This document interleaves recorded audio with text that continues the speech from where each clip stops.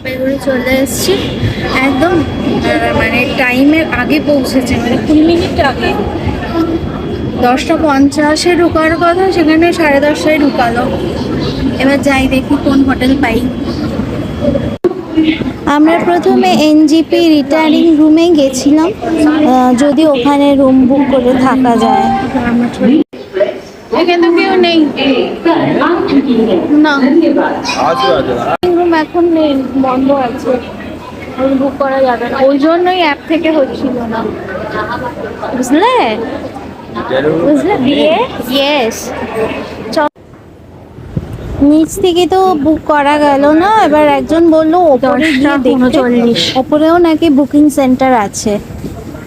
শুভঙ্কর গিয়ে কথা বললো, ডাইনিং রুমের যা দাম বলছে থেকে আমার ভালো হোটেলে থাকা হয়ে যাবে। দেখি পার হেড 500 টাকা করে।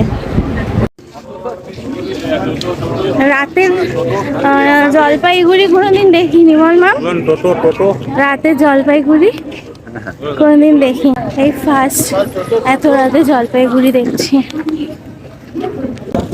ওই তিরুপতি লজ দেখা যাচ্ছে স্টেশন থেকে হেঁটে একটু বাঁদিকে, না সরি ডান দিকে গেলেই তিরুপতি লজ। এবার দেখি ওখানে গিয়ে পাই নাকি রুম। বাঁদিকে গেলেই তিরুপতি লজ হচ্ছে হোটেল বালাজি, তার পাশেই তিরুপতি লজ। এবার রাতে দেখি কোথায় আস্থানা হয় আমাদের। আমি বালাজিতে গিয়ে দেখি কত দাম রুমের। আমরা সকালে বেরিয়ে যাব, সকালবেলা যখন চেক আউট হতে তখনই চেক আউট হয়। বালাজিতে প্রচুর ভাড়া বলছে, কয়েক ঘন্টার জন্য এত ভাড়া দিয়ে থাকাটা মোটেও যুক্তিসম্পন্ন নয় আমার মতে বলে। এবার দেখি তিরুপতিতে গিয়ে কি বলে।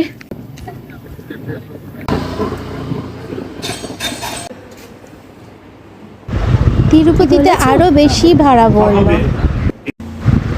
এরপর আমরা চলে আসলাম Green View Residence. At last এখানটাই থাকার জায়গা হলো। এখানে থাকছি তো, তাহলে আমি ভিডিও করছি। 201 নম্বর রুম। রুমটা একটু ছোট হলেও কয়েক ঘন্টার জন্য ঠিকই আছে, এসি রুম ছিল এটা।